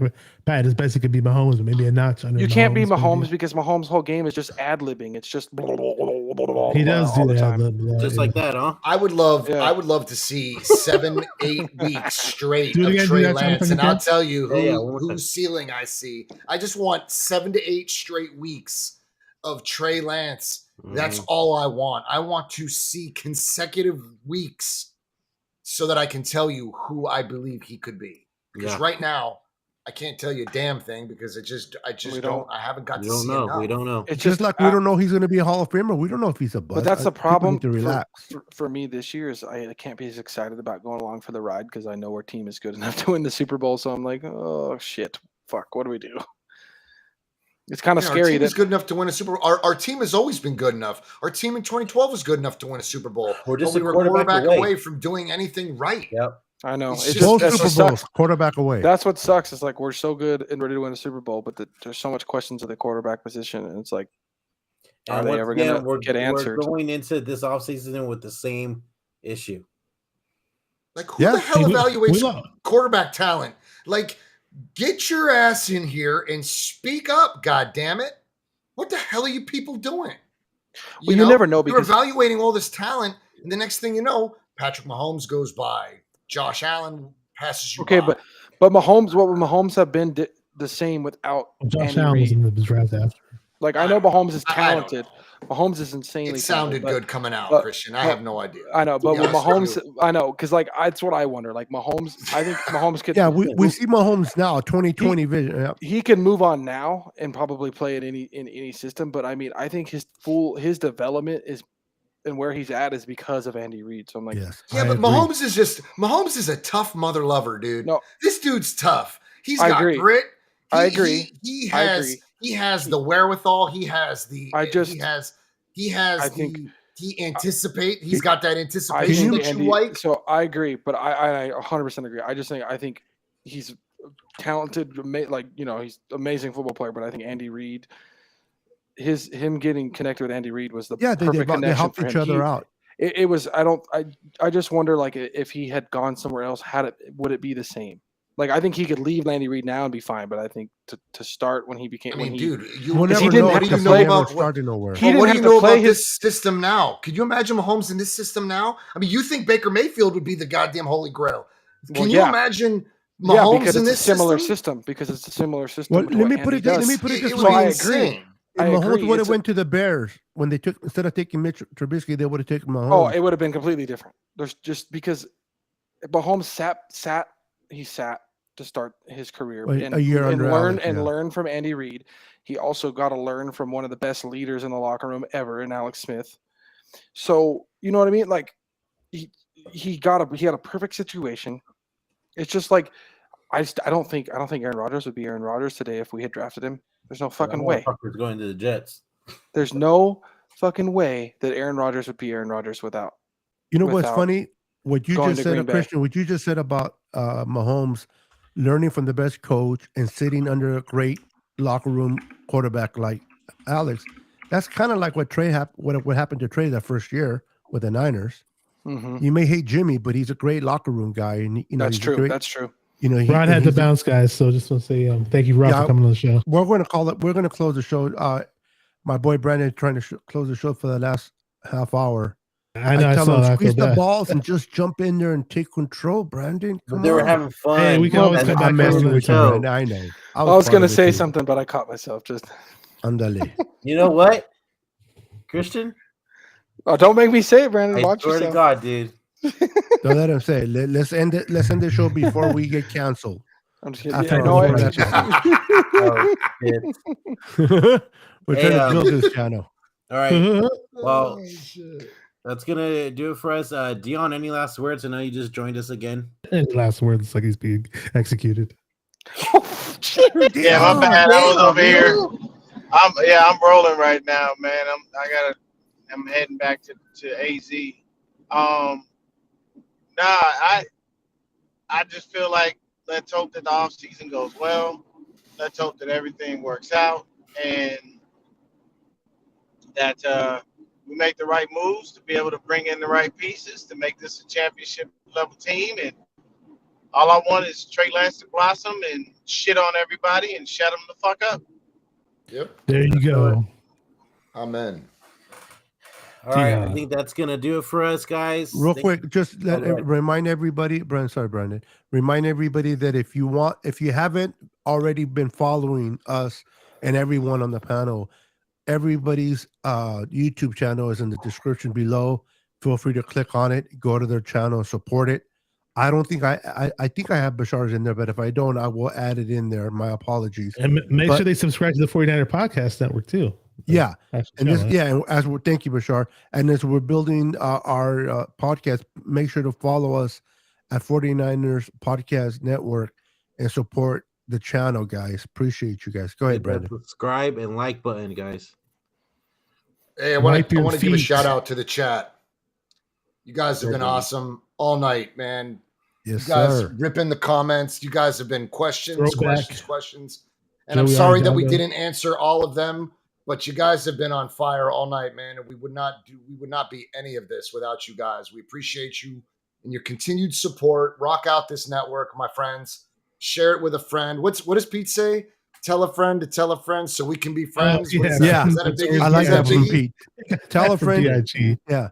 Real quick, guys. Next week, I think it will be a great idea. I love what John said and gave some love to and shout out to the chat. Maybe next week we can do a Q&A where the chat asks us questions individually and we just answer the chat to get the chat a little bit more involved. Yeah. We can do a Q&A type of show next week or towards the end or that'd be something. great. We'll figure it out, but we'll get the chat more involved. Appreciate the chat a lot because other than that, you guys are the best, man. We Yes, the sir. best. We're the best. All We right, the Brandon. best. Andale. All right. Until next time, guys. We'll see you next week at 7:00 again. Peace. Peace. See ya. Later, fam. Go Niners. Where's the stupid thing at? Bye bye, Jay.